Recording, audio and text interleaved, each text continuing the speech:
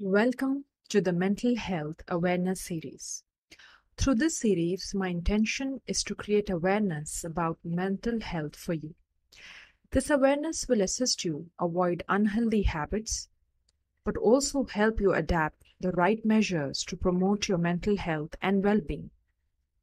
Let's get started. In our today's session, I would like to talk about the most common titles that you may find in the field of mental health practitioners and what exactly are the basic difference in all of these professions. Now, the most common one that you may find is that of a psychiatrist, psychologist, counselor, therapist, or coaches. To be very precise, life coaches. Even though most of these people in their respective fields are dealing with human mind, there is a huge difference in each of the profession. Psychiatrists out of all of these are the only mental health practitioners or experts who hold a medical background, and they are the only profession which can prescribe medicines. You can never have a coach, a therapist, a counselor, or a psychologist prescribing medicines for any of the mental health ailment. So if someone is suffering from mental health issues which requires medication or perhaps a bit of understanding the way the brain is functioning, the best person to reach out to is a psychiatrist. Now, besides a psychiatrist, we also have other professions which do deal with the similar issues, but in a different way. So a psychologist and a therapist more or less holds similar scope of work. However, psychologists are also known as social scientists. They are experts in psychology, and some of them are part of academia, doing research, studying behaviors, coming up with theories, and assisting people with issues related to the mind. They are very similar to the work of a counselor, but in a different respective field. Like, for example, you will find marriage counselors, you will find counselors who deal with kids, you may also find counselors who may deal with teenagers. And similarly, you may find counselors who deal with bereavement, grief. So psychologist and counselor more or less work on a similar scope of work. The areas may differ, but the approach to work is more of research, working on a particular theory, and also assisting people with tools and techniques that would help them really take care of their mind or any other issues that they are going through. Now, for the therapist also, while a psychologist may indulge in research work, experimentation with the human lab, while for a therapist, their area of work is confined to a particular therapy that they are expert in. I'll give you my own example. I am a life coach by profession. Prior to becoming a life coach, I was a human resource professional working in a corporate. But as a life coach, I have also recently, for my own interest and expanding my scope of work, studied and had acquired a license of cognitive behavior therapy. So a therapist is a licensed individual who would be holding expertise in a particular therapy. The therapies can vary from psychoanalysis therapies to behavior therapies to cognitive therapies to humanistic therapies or even holistic therapy. So more or less, just like a counselor or psychologist, somebody's a psychologist or a counselor for marriage, for divorce, for grief. Similarly, for therapists, they specialize in a particular therapy which defines their scope of work. Now, after speaking about psychiatrists, psychologists, and therapists, here comes the most interesting part. With this rising trend of life coaches and coaches in general, we also have this particular profession studying the human mind. I can call myself one among those life coaches who have assisted hundreds of people through my coaching practice.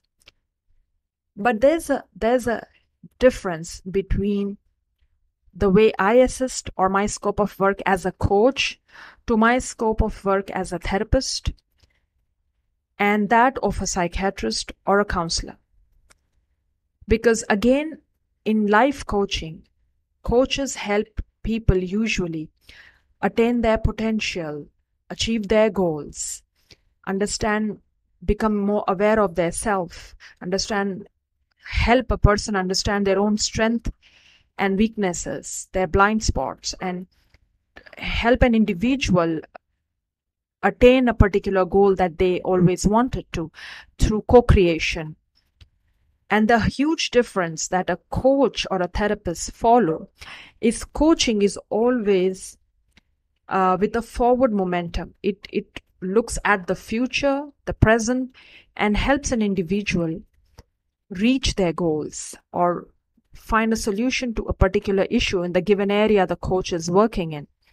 Wherein for a therapist, a psychologist, or a counselor, whichever area they're working in, they also go a bit into the past and try and understand what could be some of the ways the person has been suffering from and what could be the reasons the individual has been stuck in life for a long time, how the trauma has unfolded, or any other issue that the individual is suffering from, basis on which various therapies are recommended, techniques taught, and many other ways where a therapist or a psychologist would assist a client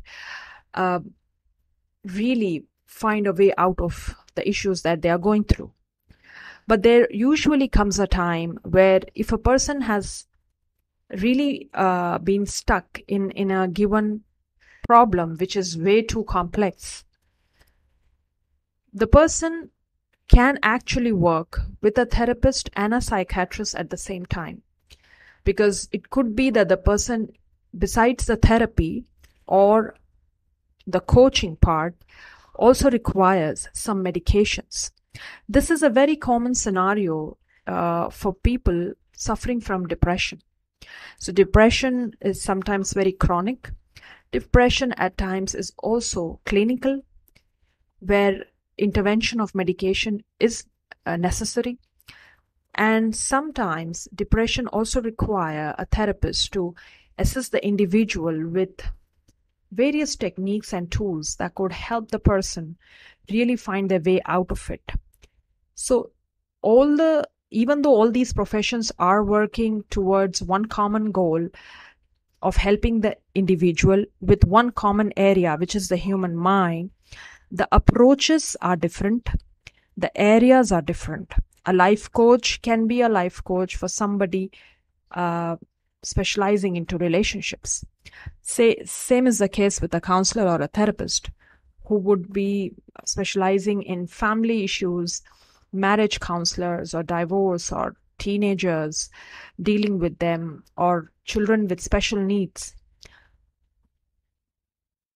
And above all of these levels, there lies the psychiatrist.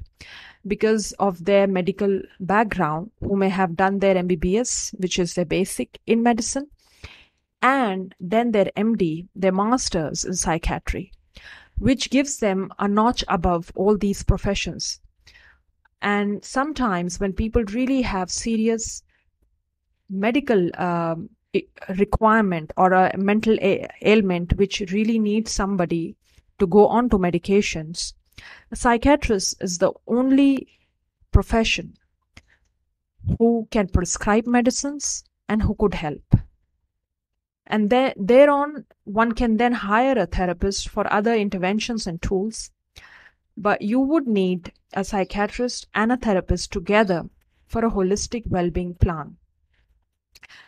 Let me share an example with you. Let's suppose somebody is diagnosed with COVID. It is one of those viruses where people often are impacted with their respiratory system. While someone with a mild COVID or a chronic one requires to visit a doctor and they need medications to whatever extent, along with that some interventions so that they could fight the virus besides the vaccine. But after getting cured from COVID, if they really want to strengthen their respiratory system, then they may also invest in yoga and learn some breathing techniques that would help their respiratory system strengthen up and promote their overall well-being, or the immune system strengthen up through the yoga practice, including the breathing techniques. So it's a combination of a medical intervention, which is a pulmonologist, a specialist in lungs, plus a yoga teacher who may not be somebody from a medical background, however, knows certain asanas and techniques, and some breathing techniques. And a mix of all of these would help somebody gain physical strength, stamina, and also strengthen their respiratory system. Same applies with the mind. A psychiatrist is your doctor with that medical background, whereas your life coach, your therapist, or psychologist or counselors are those alternatives that you need depending on the case. And it may vary from person to person. Not everyone may need medications, and it is also not necessary that people may completely get cured without medications. So in every case, you require a combination depending on the issue, that whatever is at hand. Now, the call to action for you is, having learned about this basic difference between these fields which are dealing with human mind, I just request all my audience to never hesitate to seek help. Your mental health is as important as you are. So whenever you feel you need help, reach out to any of these professions to figure out how and what exactly can help you. Most of the people are a little averse to reaching out to a psychiatrist because there's a stigma attached to being called insane or about something wrong with the mind. That's fine. It would take some time for the world and society, I guess, to adjust to the fact that reaching out to a psychiatrist is not a big deal. However, while we're still learning there, you could reach out to any psychologist, counselor, or a therapist, even a life coach, and share your problem. I'm sure if they don't think that they are able to resolve it, they would definitely redirect you to a psychiatrist. So never hesitate to seek help. Consider yourself as the most important individual and reach out, seek help. Basis on whatever is the right source, then you could perhaps choose and opt an option which you think suits you best. So if you need someone to help you with your goals or a problem of life, a coach can help. If you think you need a bit of dealing with your anxiety, depression, and even your negative worry mind, a cognitive therapist, a psychologist can help. But if you really think your mental health has gone to a level where you cannot just go around doing your day-to-day work the normal way, it's interfering with your everyday life and you need help, you're just not your true self, then you need to reach out to a psychiatrist. That's it for today, my friends. I hope you enjoyed this new awareness series. Do let me know if there's any specific topic that you want me to speak on, and I shall try to include it in the series. Thank you so much, and I'll talk to you soon.